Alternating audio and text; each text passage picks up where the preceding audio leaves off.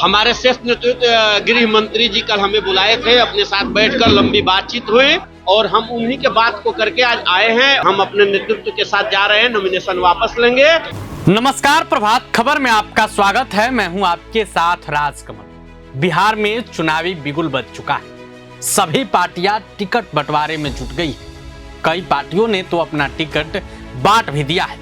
हालांकि टिकट को लेकर कई कार्यकर्ताओं में, कई समर्थकों में नाराजगी भी है। कई लोगों के टिकट काट दिए गए हैं तो कई नए चेहरे भी देखने को मिल रहे हैं। हालांकि इस टिकट बंटवारे पर एनडीए हो या फिर महागठबंधन, दोनों तरफ से कुछ लोग हैं जो खफा है। इसी सिलसिले में एक नाम और जुड़ गया। नाम है अमरिंदर पांडे का, जो कि बक्सर के बड़े नेता माने जाते हैं बीजेपी के। उन्होंने बगावती तेवर दिखाया, जिसके बाद अमित शाह ने खुद अमरिंदर पांडे से बातचीत की। बातचीत के बाद उन्हें मनाया और फिर से पार्टी में वापस उन्हें काम पर लगा दिया है। अमरिंदर पांडे वापसी के बाद क्या कुछ कह रहे हैं हम आपको बताएंगे, लेकिन इसके साथ ही आपको मालूम है कि बक्सर में इस बार दमदार चेहरा देखने को मिल रहा है। बक्सर से इस बार बीजेपी ने आनंद मिश्रा को टिकट दिया है।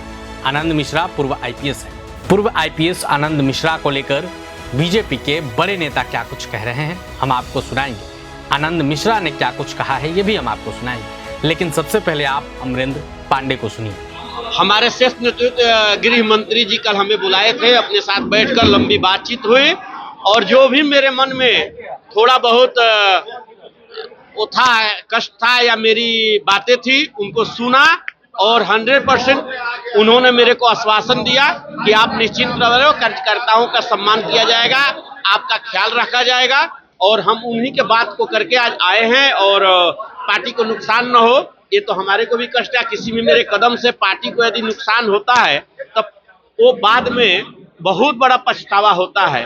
तो वो कदम इसीलिए मैं सोच समझ के मैं अभी नॉमिनेशन, हम अपने नेतृत्व के साथ जा रहे हैं, नॉमिनेशन वापस लेंगे और यहाँ से आनंद मिश्रा जी नहीं, भारतीय जनता पार्टी एनडीए का कैंडिडेट चुनाव जीत कर जाएगा।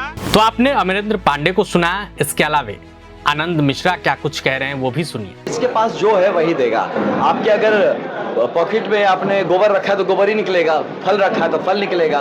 तो जिसके पास जो है वही बोलेगा। मेरे पास विकास के मुद्दे हैं, मेरे पास बक्सर के भविष्य का मुद्दा है, मेरे पास बच्चों के भविष्य का मुद्दा है, महिलाओं के सशक्तिकरण का मुद्दा है, मेरे पास युवाओं के मजबूत होने का मुद्दा है, हमारे बुजुर्गों के सम्मान का मुद्दा है। तो मैं उस मुद्दे पर बात करता हूँ। उनके पास सड़े मुद्दे हैं तो सड़ी बात करते हैं। बीजेपी के और भी बड़े नेता क्या कुछ कह रहे हैं, आप तमाम नेताओं को सुनिए। टिकट का वितरण होता है, टिकट एक ही आदमी को मिलता है और टिकटार्थी बहुत लोग होते हैं। तो जाहिर सी बात है कि एक आदमी को मिलता है तो भाई खुश होता है, जिसको नहीं मिलता है थोड़ा नाराज होता है। उसी नाराजगी के क्रम में धीरे धीरे कार्यकर्ताओं में आक्रोश रहता है। आक्रोश के बाद सबको अपने दल की, परिवार की चिंता होती है।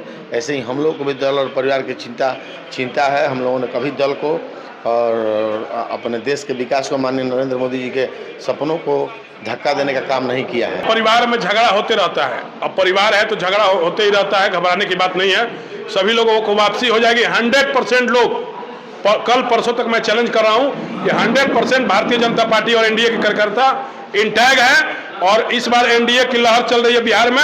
2025 फिर से नीतीश, यही नारा है हम लोग का और 200 पार इस बार की हम लोग का जो उद्देश्य है उसको पूरा करना है। और एनडीए के नेतृत्व में, नीतीश कुमार जी के नेतृत्व में और नरेंद्र मोदी जी के नेतृत्व में बिहार में सरकार बनाना है। एक सिंगल स्ट्रेटेजी हम लोग का है कि हम लोग विकास की रफ्तार को इतना तेज कर दिए हैं कि सब लोगों के मन में आ चुका है कि यहाँ पर विकास करना है तो निश्चित रूप से एनडीए को ही सपोर्ट करना होगा।